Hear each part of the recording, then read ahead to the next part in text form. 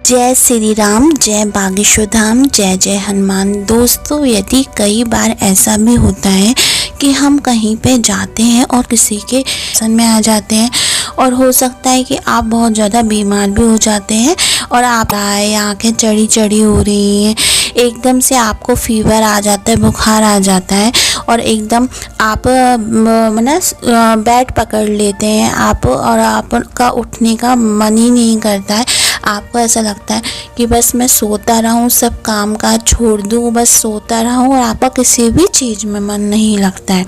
तो समझ लीजिए कि आपको का जो बॉडी है, आपका जो औदा है वो बहुत ही ज़्यादा कमज़ोर है। ठीक है, आपका औदा बहुत ही ज़्यादा कमज़ोर है और वही अब जो आपका औदा है ना, जो बहुत ही ज़्यादा सकारात्मक ऊर्जा से भरा हुआ है। ठीक है, तो जब चीज़ें सकारात्मक भी होती हैं तो सकारात्मक ऊर्जा भी ऐसी होती है जो कभी कभी नेगेटिविटी ऊर्जा यानी कि नकारात्मक ऊर्जा से प्रभावित हो जाती है। ठीक है, तो वो उस पर हावी पड़ जाते हैं।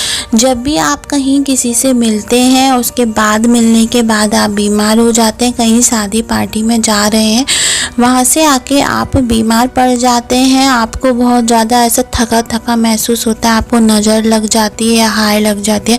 आपके इन सब चीज़ों के लक्षण मैं बता ही देती हूँ कि यदि आपको बहुत ज़्यादा सिर में दर्द होता है, सिर भारी भारी सा लगता है, या फिर आपकी आंखें बहुत ज़्यादा दर्द होती हैं, चढ़ी चढ़ी, और आंखें खोलने का मन नहीं करता है, आंखें खुलती ही नहीं है सही से।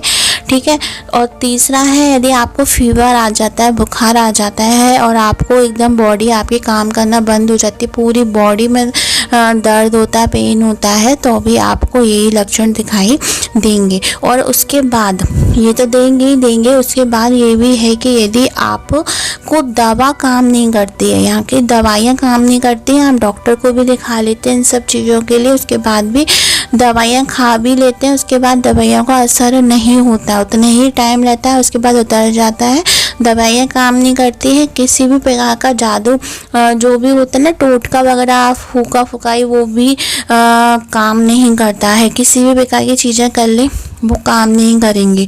तो इसके लिए क्या करना पड़ेगा कि आपको अपना जो औदा है, जो सकारात्मक ऊर्जा का जो औदा है वो कमज़ोर पड़ जाता है, नेगेटिविटी नकारात्मक ऊर्जा के आगे हर किसी का औदा अपना अपना हो जाता है, किसी का कमज़ोर होता है, किसी का बहुत ज़्यादा प्रभावशाली होता है, तो वो उसको प्रभावित कर देती है। ठीक है, तो वहीं आप किसी से मिलते हैं, उसके बाद आपको ऐसा महसूस होता है, तो उसके लिए आपको रोज़ एक काम करना पड़ेगा, बस एक बार करके रख लें, उसके बाद सिर्फ आपको एक छोटा सा काम करना है।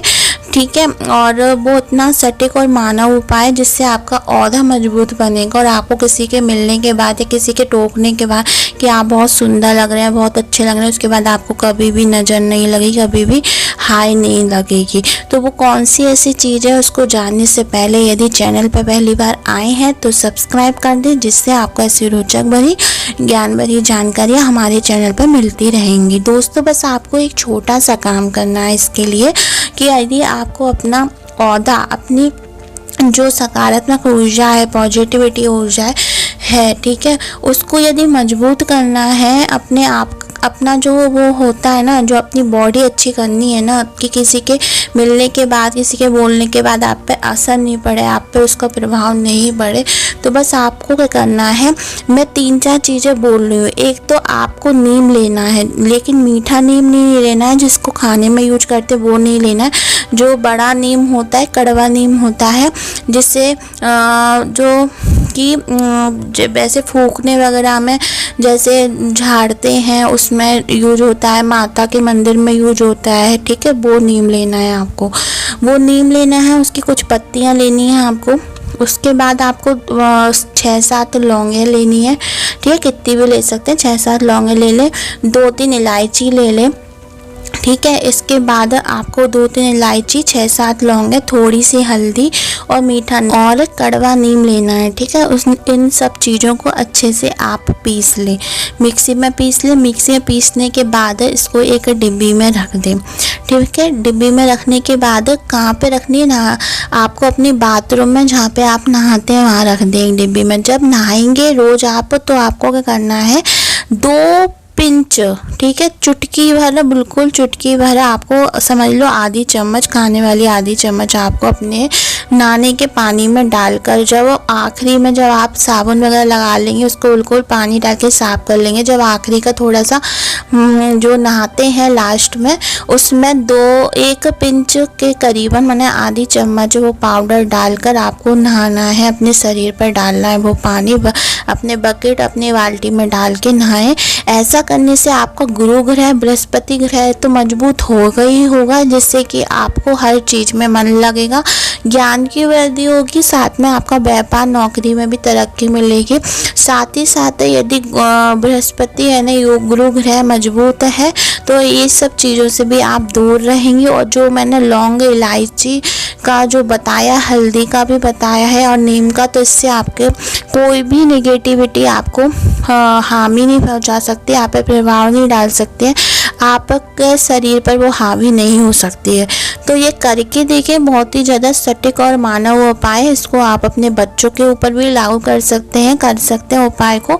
और चाहे कितना बड़ा बड़ा हो या खुद हो, आप किसी को भी इस उपाय को कर सकते हैं।